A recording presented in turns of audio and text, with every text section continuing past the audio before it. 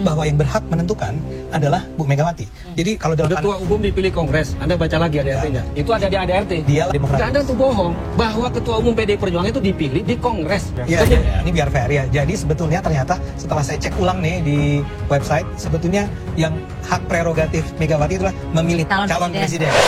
Assalamualaikum guys, berjumpa lagi di channel Jurnal Terupdate. Oke guys, sepertinya ini Ade Armando terciduk Guntur Romli mau bohong dan fitnah Bu Mega dan PDI Perjuangan. Namun masih tetap saja ngeyel dan pada akhirnya Ade Armando meralatnya guys. Tidak perlu berlama-lama, untuk lebih jelasnya langsung saja kita simak bersama-sama video ini guys. Bismillah. Ke Mas Gundrom, bagaimana kemudian PDI Perjuangan melihat rencananya Pak Jokowi mendirikan partai super terbuka ini untuk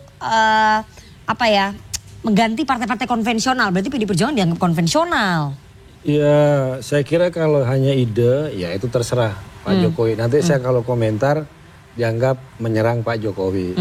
Tapi kan kenapa Anda bertanya kepada PDI Perjuangan? Bukankah anak bungsu dia juga ketua umum sebuah partai yang konvensional? Bukankah menantu dia masuk sebuah partai yang konvensional?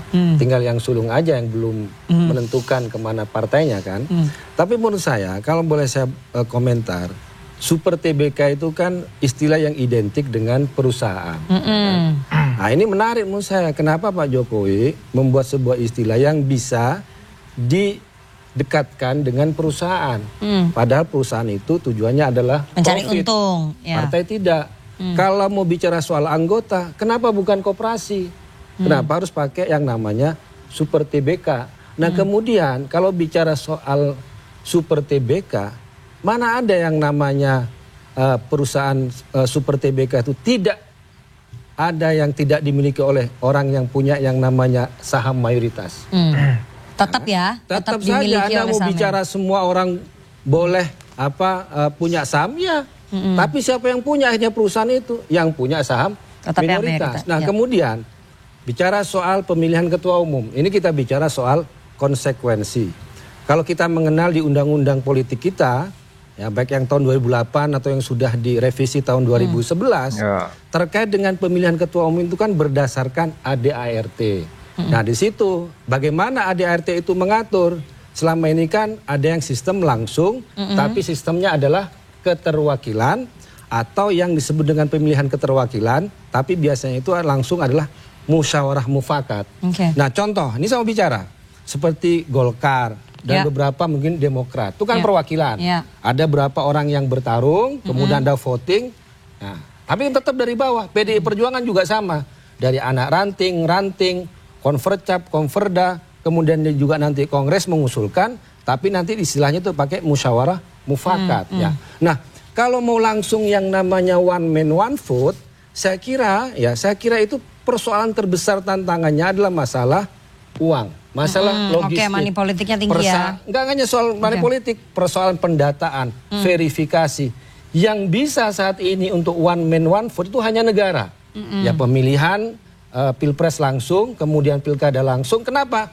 Karena biayanya sangat besar. Nah, kalau berkaca kepada model-model ini, mana yang disebut dengan demokrasi? Ya tergantung kita bicara soal apa yang disebut dengan definisi dari demokrasi itu. Demokrasi itu apakah harus one man one vote atau boleh keterwakilan, musyawarah mufakat, pakai keterwakilan, pakai voting dan sebagainya yang selama ini juga ada di ormas ataupun juga di partai-partai politik.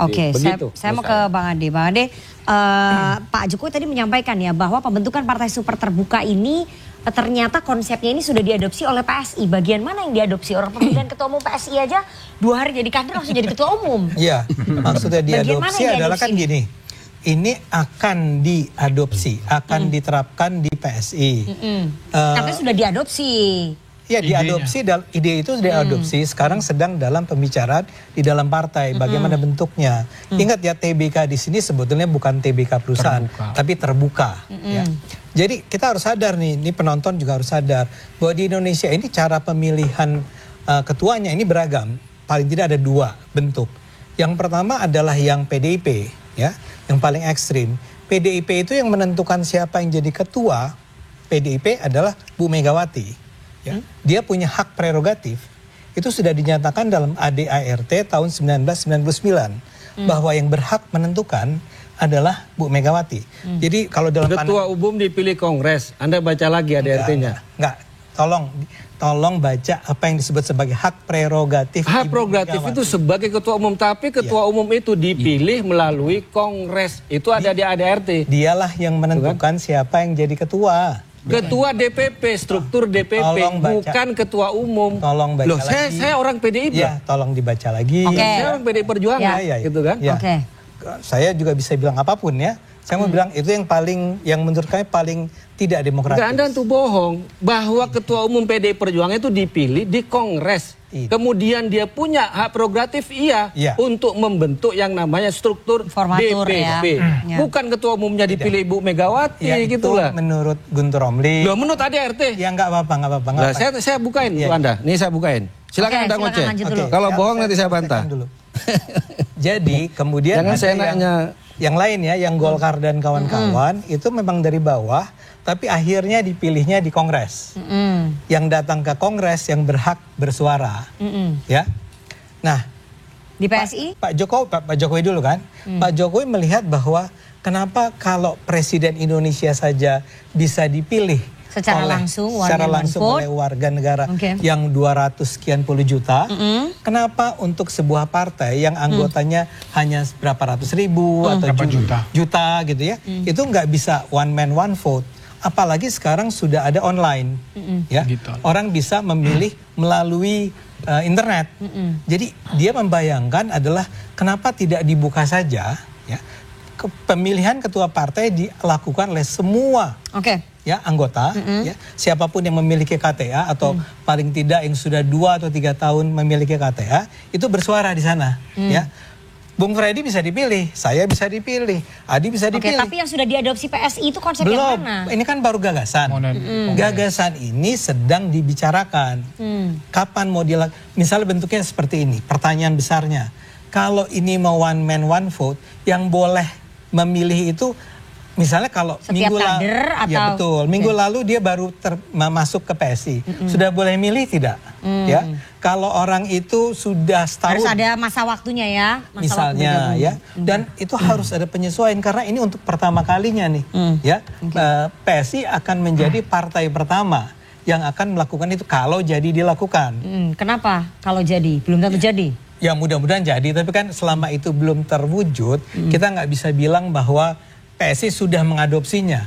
PSI masih harus menunggu waktu ya. Dan Pak Jokowi sendiri kan baru mengutarakannya, saya duga ya. Pak Jokowi juga belum punya sebuah konsepsi yang lebih detail, yang tegas mengenai bagaimana nanti itu dijalankan. Nah, dalam hal ini saya harus katakan, munculnya gagasan Super TBK ini tidak ada kaitannya dengan perseteruan Deddy Sitorus tadi. Ya. Soal PD Perjuangan dengan Pak Jokowi. Gak ada kaitannya? Karena ini duluan. Ya, ini duluan muncul dari Pak Jokowi, kemudian muncullah kasus yang Deddy Sitorus. Tapi perseteruan Pak Jokowi dengan PD Perjuangan udah mulai dari 2023. Ada. Saya mau bilang yang Deddy Sitorus kemarin itu tidaklah yang menyebabkan terjadinya gagasan one man one vote. Itu datangnya lebih awal. Tapi sekarang kalau ditanya sudahkah PSI akan menerapkannya, sedang kami persiapkan sematang mungkin. Baik. Ini biar fair ya. Jadi sebetulnya ternyata setelah saya cek ulang nih di website, sebetulnya yang hak prerogatif Megawati adalah memilih presiden. Calon presiden PDIP harus datang dari ketua umum. Artinya sebetulnya seperti dikatakan Mas Adi tadi, ya sama aja PDIP dengan partai-partai lain. Tapi bukan sebetulnya yang terjadi adalah dari bawah diajukan nama-nama, dimajukan ke Kongres, Kongres memilih siapa yang menjadi ketua umum, tetapi keterwakilan. Tapi ini artinya tetap ini beda dengan apa yang disarankan oleh Pak Jokowi, karena Pak Jokowi bilang bahwa yang milih dari bawah langsung orang per orang, one person one vote. Baik. Jadi sudah clear ya? Bahwa ketua umum PDI Perjuangan dipilih oleh Kongres PDIP. Baik, Bu Mega clear tanya, ya? Kenapa saya dipilih terus? Sudah clear. Oke, jadi memang politisi PSI Ade Armando ini sering ngomongin Ibu Megawati dan Perjuangan. Dalam acara political show kali ini dia mengada-ngada, guys. Bilang ketua umum PDI Perjuangan dipilih oleh Bu Megawati, guys. Padahal jelas dalam ADART PDI Perjuangan melalui Kongres.